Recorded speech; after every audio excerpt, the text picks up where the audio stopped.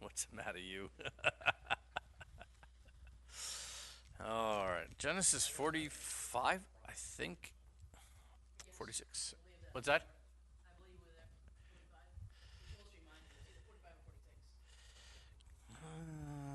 Yeah, we were in 45. We're in the middle. So here's the trip. Today we're going to get all the way through 50. 45. So can we get a collective O Smurf?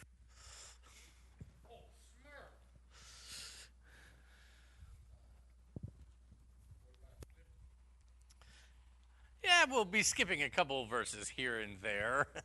We may skip whole chapters.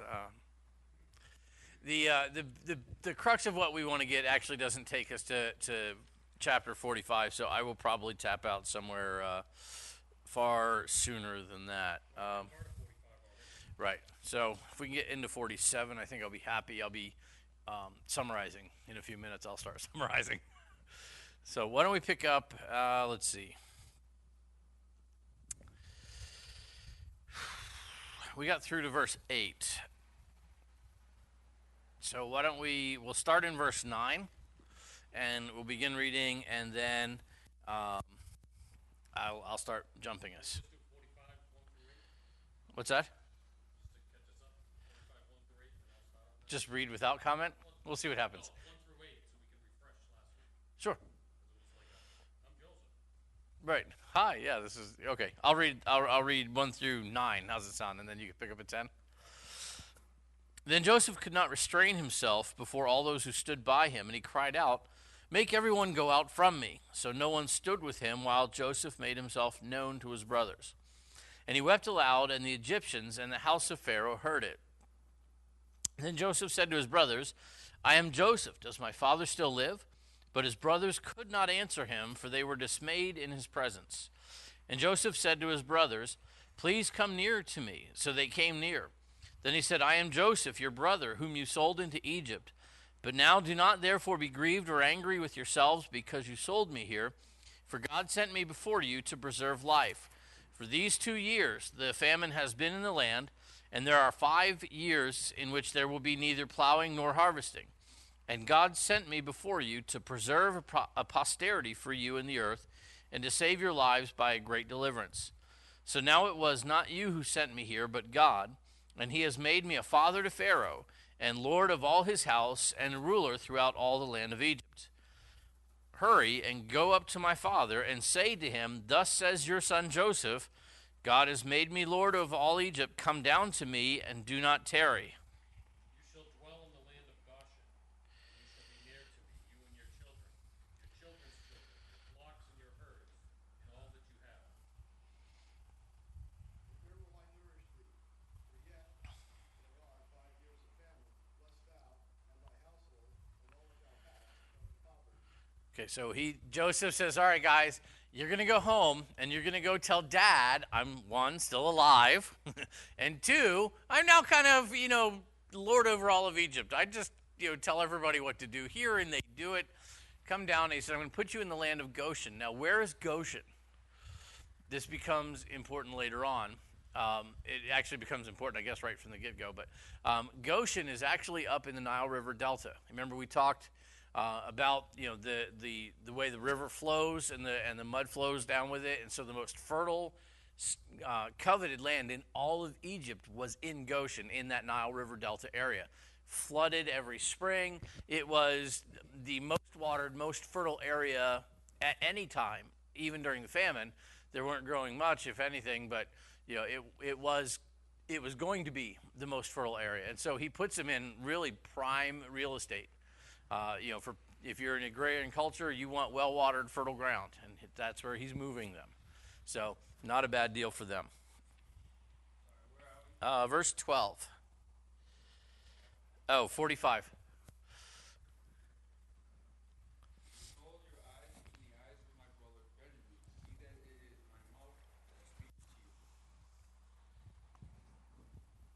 So you shall tell my father of all my glory in Egypt, and of all that you have seen, and you shall hurry and bring my father down here.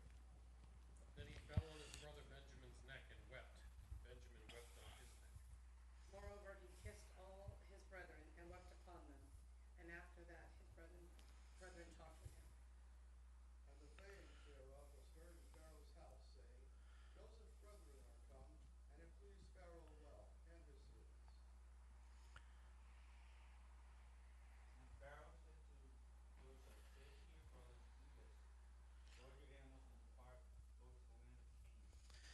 Bring your father and your households and come to me. I will give you the best of the land of Egypt, and you will eat the fat of the land.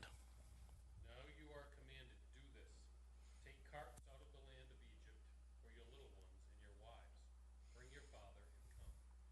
Also, do not be concerned about your goods, for the best of the lands of Egypt is yours. Now, it's really hard to obey commands that were already what you were doing. It's like, your kids are sitting there eating a bowl of cereal, and you're like, hey, eat cereal. Okay. And this is what Pharaoh's doing. He's like, I'm going to command you, because he doesn't really get to do that much these days anymore. I'm going to command you, go and get your father and bring him to Egypt. And Joseph's like, already on it. It's awesome. The children of Israel did so. Joseph gave them wagons according to the commandment of Pharaoh, and gave them provision for their way. He gave to all of them 2 changes of garments, but to Benjamin he gave 300 pieces of silver and 5 changes of garments. And he sent to his father these things: 10 donkeys loaded with the good things of Egypt, and 10 female donkeys loaded with grain, bread, and food for his father for the journey. So he sent his brothers away, and they departed. And he said to them, see that you do not become troubled along the way. Then they went up from Egypt.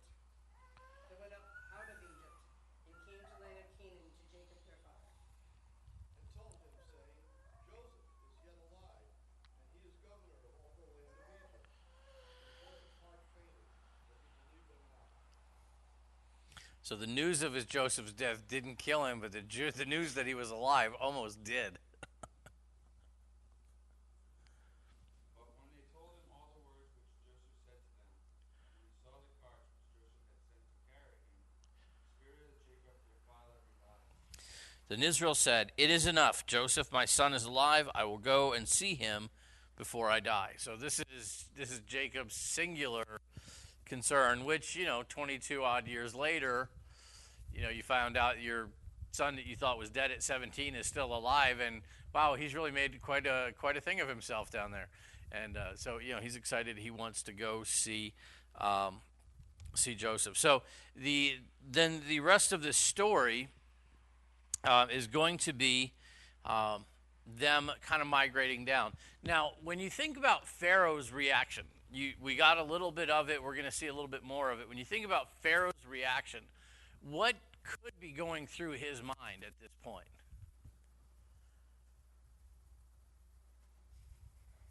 Just think in terms of leadership, governance, finance. If one of these guys can do this, what can 12 of these guys do? I mean, there is on the one hand, there is this immense gratitude because absent Joseph, like Pharaoh, Egypt, much of the world, toast, literally, because they were being toasted. So he would not have had he may not have been alive, may not have had a kingdom, certainly wouldn't have had all the wealth, wouldn't have all that Joseph is going to be procuring for him as we continue on. And so there's that attitude or that element of gratitude, I think, on Pharaoh's part. But on the other hand, if Joseph, one guy, can do this, I wonder what skills his brothers and father might actually bring to my reign. I think that there is gratitude, but there's a bit of an ulterior motive here as well to say, wow, that would be awesome with more of you running around. How many Supermen are there on your planet? That kind of an idea. And so there is, when you put yourself kind of in Pharaoh's loincloth, there's a lot more going on than probably is right at the surface. And of course, that's conjecture, but that's human nature, right? And so we got to, keep it real. So chapter 46. So Israel took his journey with all that he had, and came to Beersheba, and offered sacrifices to the God of his father Isaac. Then God spoke to Israel in the vision of the night and said, Jacob, Jacob. And he said, here I am. Here am I. And he said, I am God, the God of my father. Fear not, go down into Egypt, for I will make of thee there a great nation. Is that important? Which part of that's important? Exactly. How many times has God already told his family, do not go to Egypt? Abraham, Isaac, he's repeated this generationally. You know, Abraham's servant, don't take a wife from my children from Canaan, not from Egypt, you go back to here. Several times God has made the statement, do not go to Egypt, do not go to Egypt, do not go to Egypt. And now he's telling Jacob, it's okay to go to Egypt this time. This is the path. And so I think that this particular revelation is very important. Jacob is clearly going already, but it's important to understand, or at least for him to understand, that this was God's part. This was God's plan. It was, something he was okay to do. Right. Yeah, and I mean, he's in Beersheba. Thinking about geographically, Beersheba is on the southern border of Canaan, so he's basically on this road that goes from Canaan to Egypt, and he's just about down to the southern border, where you cross over, nationally into some unclaimed area heading to Egypt. So he hasn't left yet, but he's right there, and this is where he decides to have church and offer sacrifices, and this is where God says, "Okay, you're on the border. I'm glad you stopped. Keep going." It would be great if we every time we got to the border between where we should go and where we shouldn't, we stopped and we waited to hear God say yes or no. We'd have a lot less backpedaling to do. We'd have a lot less backpedaling to do. Verse 4.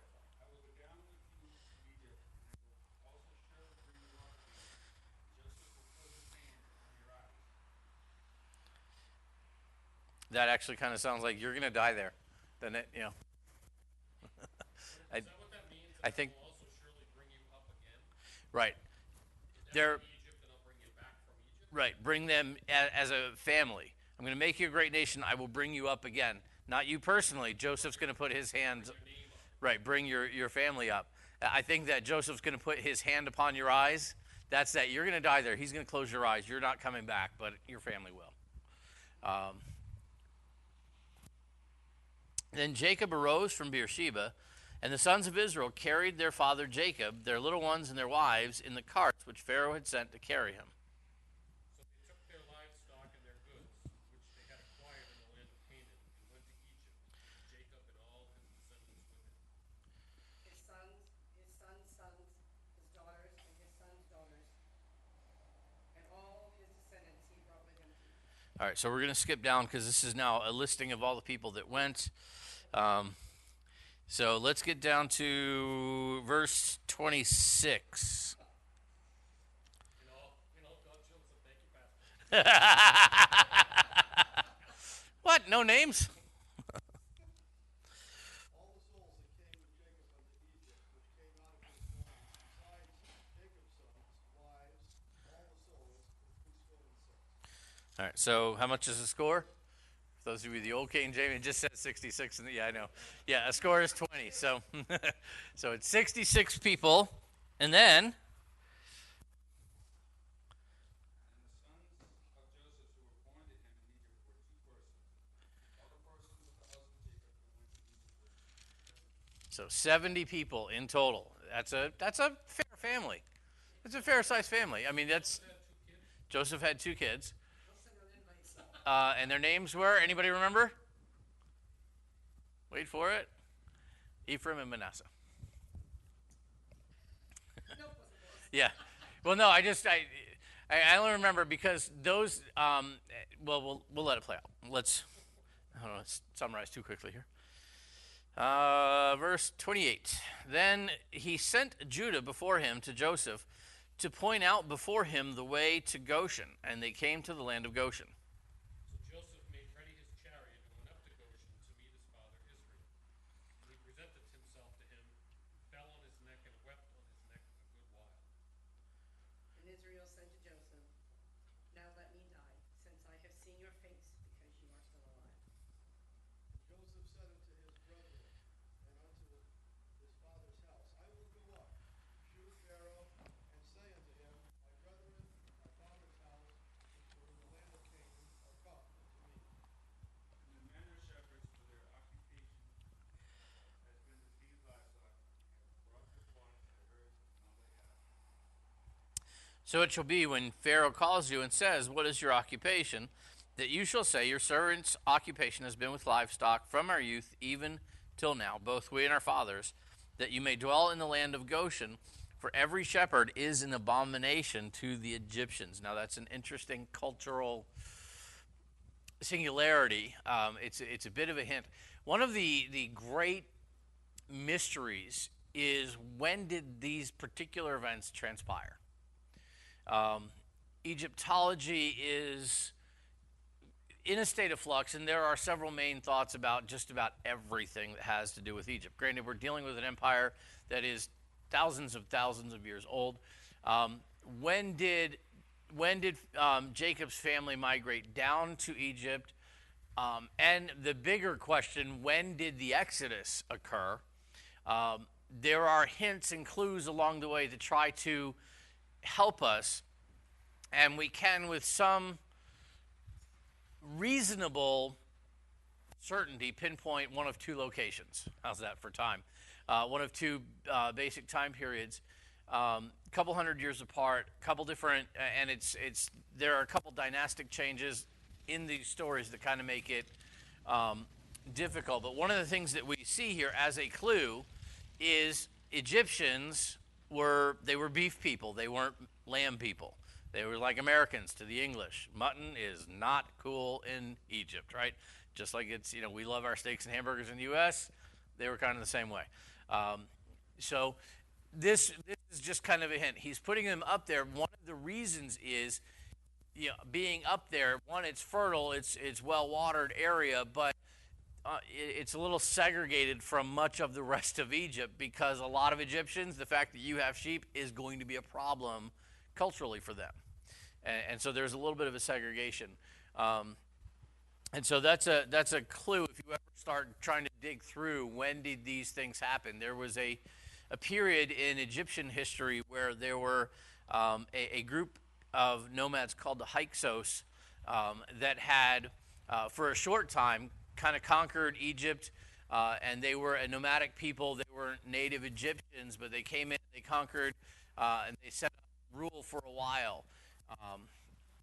And so that was, they play into this equation of when did these things happen, but the Hyksos tended to be a little more shepherding oriented. And so the fact that Pharaoh would give shepherds prime real estate suggests that it may have been during the Hyksos era that Jacob and his family came down.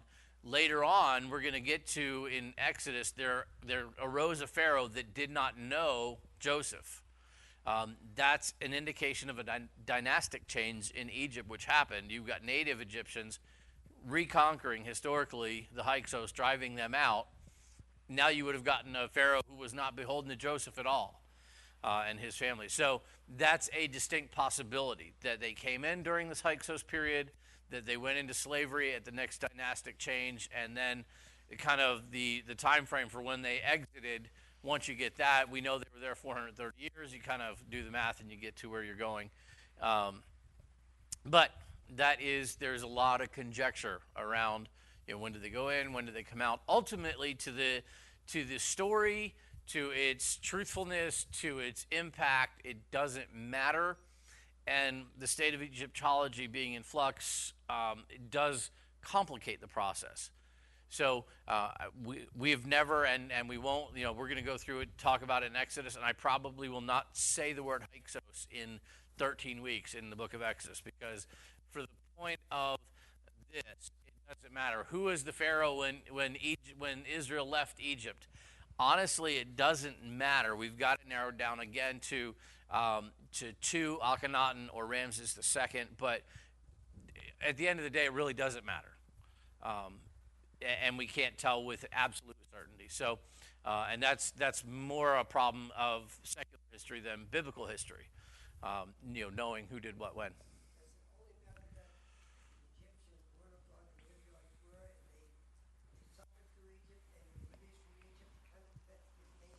That is the main point. And if we could tell with greater certainty Egypt history, their secular history, it would be easier to put these events in their proper place. But the problem is that while there is, if you watch a documentary on Egyptology, it'll seem like there is this real cohesive timeline in Egypt, and there isn't. There is a primary timeline, and there are several competing timelines, and so you'll get some differences of opinion of who did what when, based upon the reigning theory that whatever Egyptologist happens to subscribe to. But you go to, like, we were at the Museum of Fine Arts. We went through the Egyptian area, which is cool as anything to see, because they have stuff that's like thousands of years old there that you can see. Can't touch it, but you can see it. And I mean, you look at this, and it was like taken off of something, and you're like, wow, these inscriptions were made 3,500 years ago. It is just something to stand there and really think in those terms, like, wow, this is, as cool as this looks, some dude in guy liner and a loincloth inscribed this 3,000 years ago. Is just, it blows your mind when you start thinking about it. So, but you go there and you're like, this is from then, this is from this is from this, and they present it like it's this cohesive thing, and it's a little more porous than they like to present it, and that's just probably, I mean, you run into that when you're trying to do archaeology that's this extent at this age, and they still find stuff periodically. I remember, I think it was Time. I haven't found it. Ran a story, I don't know, a couple decades ago. Is this the face of Joseph? They had found a tomb that fit the basic description of what Joseph as a prime minister had done and who he was. And so they thought they may have found his actual tomb. One of the key components to that, there was no mummy, which you wouldn't expect in Joseph's tomb. He didn't stay there that long. We'll find in Exodus he was actually transported back to Israel. His mummy was, but the tomb that he had been in Egypt, they think they may have found it, and so they here's his, it was kind of like the mugshot photo. Do we know? We don't know, and that's true of a lot of things in Egyptology. So there's muddy water on the secular history side that makes the sacred history kind of hard to put in its proper place. It's not because the Bible isn't clear; it's because Egyptian history isn't clear. And so there's no resolution for that. So let me summarize here because I've wasted too much time. So Jacob and his family come down. There's 70 people total when they come down. Joseph brings his father and a couple of his brothers in. He presents them to Pharaoh, and you should read it. It's an interesting. Meeting between Jacob and Pharaoh. I mean, Pharaoh is truly beholden to Joseph. That much is clear, and it's more than just gratitude. There's a real, I think, working personal relationship between them, and Pharaoh has immense respect for Joseph, and it comes out very clearly as he meets Jacob. You can see that Joseph or that Pharaoh really has a lot of respect and endearment for Joseph along the way. So they meet, they do that, and then you get into chapter 47. The second part of the chapter, the main part of the chapter, is these latter 5 years of famine. Now we're 2 years into this famine. We're 9 years into Joseph's reign, if you will, and all of a sudden the people who had been storing grain for themselves because they knew this famine was coming, they ran out of their own grain. They turn to Pharaoh and they say to Pharaoh, hey, feed us, man. You collected 20% of our grain for the last 7 years. Can you, open that up a little bit? And remember, they had gotten so much grain that Joseph had stopped counting. It was just too much to count. And so Joseph begins to sell the grain back to the people. And so the first year, he sells it to them for money. Next year comes up, they don't have any money left. I mean, there's no way to make money. They've already given everything they have. And so they say, look, we don't have any money, but we're hungry. And so Joseph buys all of their livestock the second year. Everything, cattle-wise, whatever's left now belongs to Pharaoh. And so they're fed. The next year they come back and they're like, look, we don't have any money. We don't have any livestock. We don't have anything, but we're hungry. And Joseph says, here's what I'll do. I will buy you. You want food? I'll give you food, but it's at the price of yourself. And so as a nation, they sold themselves to Pharaoh for grain. Joseph starts this urban renewal project, moves everybody out of the suburbs and into the cities, where it's easier to, manage and feed and do all of these things. And so Pharaoh now owns all the land, all the people, all the cattle, all the grain, and all the money. Wow, didn't Joseph just make Pharaoh a pile? I mean, you have a guy who now, and the only people that are exempted from this are the priests, and that's granted a significant caste in ancient Egypt, but because they already received a stipend from Pharaoh and he didn't cut that off. But the rest of the nation, Pharaoh owned the land, Pharaoh owned the people, he owned the cattle, and he owned all of the money. And Joseph put everybody in cities. So who created communism? Well, Joseph did, actually, which is kind of what they've done. Now, it's not communism, I guess, really. It's this, abject slavery. And so as the famine is over, he sends the people back out to their areas, to their lands that are now Pharaoh's. But, you go back, you work it. But because that's Pharaoh's land, and I'm going to send you seed so that you can plant crops, and that's Pharaoh's seed. So from now on, 20% of everything you get comes back to Pharaoh. He's got this perpetual 20% income from everybody because it's all Pharaoh's. You're not working your land anymore. You're working Pharaoh's land, and Pharaoh wants his cut. And so So Joseph actually really enriched and set up the monarchy in Egypt to a level that it had not had previously. So, Pharaoh at the end of this deal made out pretty well. And you can see why he might be very grateful to Joseph, because he increased his wealth. Not to mention all of the wealth of the known world around. Anybody who could get to Egypt to buy grain came to Egypt to buy grain. You have tons and tons and tons of money coming into the nation that wasn't there to begin with. And so they're pulling in money from the rest of the world. I mean, Pharaoh is insanely rich at the end of these 7 years because everybody's given regionally. Everybody's sent in everything they could to get grain.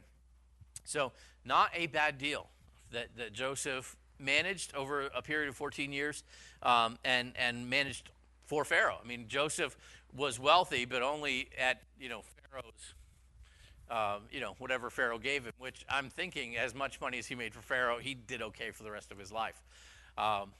Did not do poorly. Chapter 48, that takes us through the end of 47. 48 and 49, we get two chapters where the story leaves kind of Egypt, doesn't leave it geographically, but refocuses around Jacob and his sons. And Jacob, as he is approaching his own death, brings his children together and he blesses them. Before he does that, he actually is presented, and this is significant, I don't want to skip it.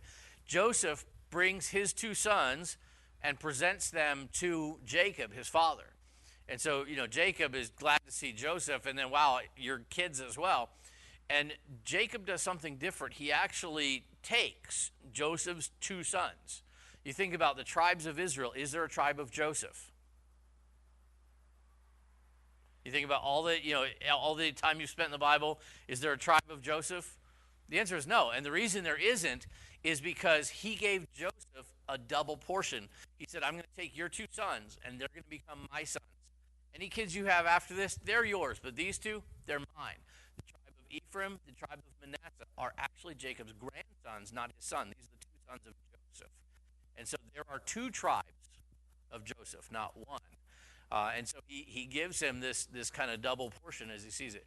And then he goes through all of his sons and he blesses them. He gives them a blessing, and he gives them something of a prophetic statement about what's going to happen to this tribe, or what's going to be a characteristic of this tribe going forward with crazy kind of accuracy.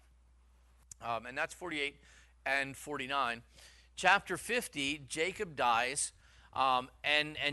Joseph's brothers, as soon as Jacob dies, they're back with the steward trying to get an appointment with Joseph, and they come cowering in on their hands and knees going, Dad's dead, please don't kill us.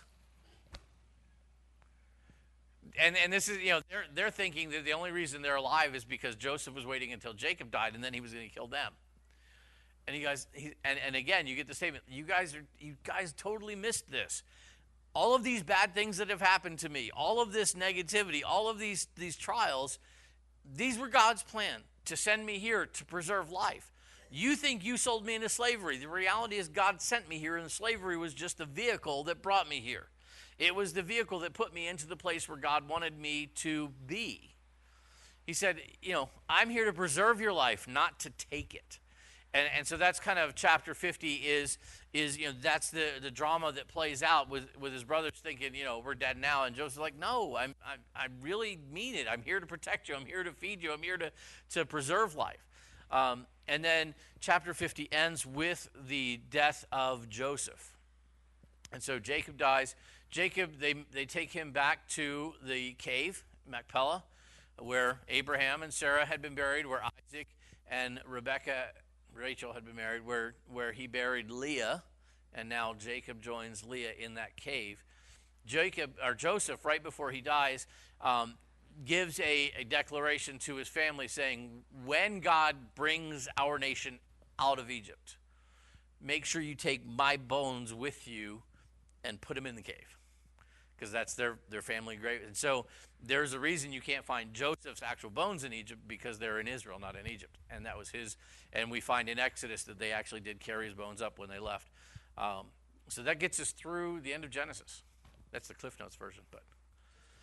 It's all part of God's plan. Yep. And I'm just getting it. And I attribute it to our life. So much confusion, so much adversity. And we stop and say, slow down. Joseph went into a pit, into slavery, brought his whole family, put to freedom, sent his whole family back into slavery. It's so confusing. Mm-hmm. And our life is confusing. But you know what? Slow down. It's all part of God's plan. Yeah. It's an amazing lesson, I think. Yeah, and that is, to think 13 years between slavery and imprisonment. That doesn't seem like God's close, and yet every step along the way, Joseph seems to be sliding further into this pit, and yet we get this construct in there, but God was with Joseph, but God was with Joseph, but God was with Joseph. And then he stood before Pharaoh, and God was with Joseph. And in our nation, we go, oh, yeah, see, God was. Look at that. He became king. Yeah, but the whole slavery and imprisonment and all of that, that was part of God's plan. And there wouldn't have been king without all the other. It seems like the least direct route, and yet it was the route. It was the only route for God to take Joseph from where he was to where he needed to go. So much confusion in that lesson, and I can attribute it to confusion of our life today. Yeah, Foolish things that happen, you have no idea they're going to happen, and they happen. And I just say, and we think 13 minutes of suffering is like the end of the world, and Joseph went 13 years, and he didn't know why. He didn't know why. He just know he suffered for 13 years, and at the end, he had the perspective to say, this is what God used to bring me to here. But it was after 13 years of uncertainty, of unknowing, of trusting in God, though he had absolutely no reason to do so. Somebody once said that faith is trusting God even when it doesn't. Faith is believing that God said he was going to do, even when it doesn't look like it, he's going to. To keep believing, that's tough. Not necessarily. Not necessarily, because we don't know at any point what God's route is going to be. For each one of us, it's different. For some people, success is more of a test than failure. Because in success, our tendency as humans is to say, when I'm succeeding, it's, look how great I am. And when I'm failing, it's like, oh, I can trust God. If we would only learn when we're succeeding to say, I am nothing, but I'm going to trust God. This is all him. So it's not necessarily to say you can't succeed without failing. Oftentimes that is quite true. But the point isn't that there is a path that is for everybody. It's that every person has a different path. God, in his amazing providence, takes each and every one of us down a different route to get us where he's going. There are some similarities in our paths, but the path is different for every person. And that's the amazing thing about God. How big is God, and how God says, my ways are not your ways and my thoughts are not your thoughts. Honestly, our head would explode if we tried to think God's thoughts, because we're just so limited. And you talk to 12 people, and you'll find probably 11 different paths to God or to where they are. Similarities, but not sameness. And so, observation says, you're not going to succeed until you failed a few times. And that may be true, but it may not necessarily. We're being invaded, so let me shut down here. Father, we love you. We thank you that you love us. God, we're thankful that you have a plan for our lives that far exceeds anything that we could imagine or even begin to understand. Help us to trust you through it all. Lord, that's the role that we see in Joseph. That's the role that we see for us. Help us to trust you, knowing that you've got it all covered and you're going to bring us to the place where you want us to be. Help us to understand that this lifetime is short, and even if we suffer for the entirety of our lives, heaven is a lot longer and worth the suffer. So, Father, help us to just have that perspective that we trust you no matter what. We'll thank you in Jesus' good name. Amen.